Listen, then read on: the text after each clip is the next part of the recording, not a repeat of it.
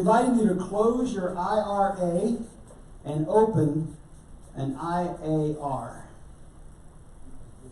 Now, this isn't the IRA you think about. All right, so here we go. These three letters mean something. I stands for intention. Intention. R stands for retention. And A stands for attention.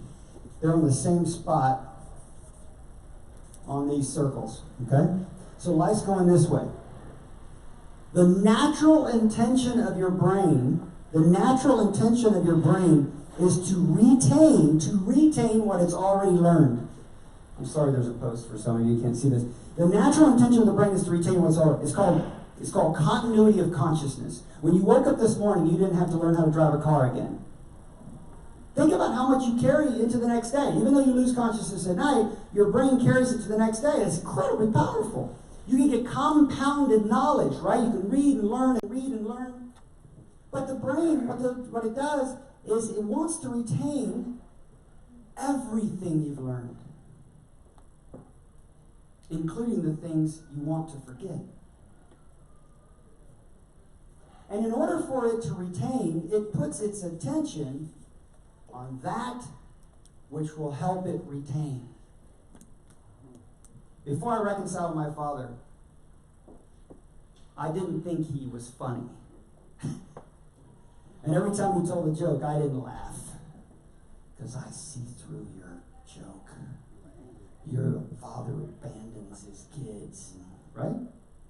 By the way, my father only abandoned me about 5 years. I abandoned myself for 27 years. I decided to think about my father in a certain way that limited our ability to get back together. And with professional help, I managed to reconcile with him 12 years ago. And I believe I am still with my own kids to this day because of that. In the ancient text, it says, honor thy mother and thy father. I was in Chicago giving this presentation several years ago. I was in the north side of Chicago. And I said, it says in the ancient text, honor thy mother and thy father. And I'm telling you, I don't even know if it's true now. It feels so crazy. I know it's true. I was there, but it feels like a dream. This Jewish guy stands up. I mean, he was right out of Fiddler on the Roof. I mean, he had the vest, he had the beard, he had the glasses, right? And he says, I said, honor thy mother and father. And he says, and you will reap the blessings on earth, or however the rest of that verse goes, something like that. And the moment he said those words, tears came to my eyes. Because I just recently reconciled with my father. And I was already feeling the blessings of that. Now, I don't honor the choices my father made, but I honor the potential he had. Just because that potential didn't manifest. Some of you are saying, I can't honor my mother, I can't honor my... Look, if you don't like your mother, if your mother's a terrible person, they're not a terrible person. They've just been acting terribly. Does that make sense? They got thoughts that are not true that are causing them to do what they do. In other words, bottom line is you can honor that which did not manifest, that potential that was in there, and it can be manifested in you. You can go farther than your parents can go. So here we go. But if you don't take that attention, so what's happening here in this rotation? If the intention of the brain is retention of what it's already learned, and it puts this up, this is called a confirmation bias in behavioral finance. Right? If you think the markets are going to go down, you're going to read every article that says they're going to go down. You're going to listen to all the people who say they're going to go down. It's like the left and the right. You're stuck in an echo chamber. You're not hearing what anybody else has to say. And you're like, see, it's true, it's true. That's all I hear on the radio. It must be true. No, it doesn't have to. Not necessarily. But guess what? This is a natural wiring of the brain. I call this basically the sheep.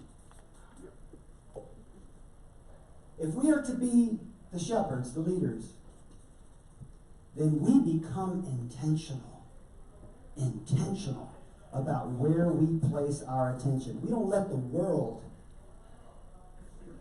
lead us where the world wants us to go. We decide where what does they say? What's that verse? Focus only on what is good, what is right, what is praiseworthy.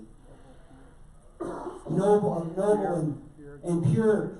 If you put your intention on those thoughts, you think your life will improve all day long. A woman by the name of Peace Pilgrim, she changed her name to Peace Pilgrim. She said, if you knew how powerful your thoughts were, you'd never think another negative thought again.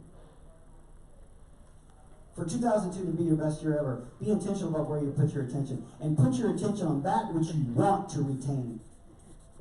attitudes of gratitude, for example. And when you change this rotation, when you close the individual regret account, the individual resistance account, and open up an individual achievement reservoir, I believe you'll live your best life ever. Thank you so much for your time today. Thank you very much.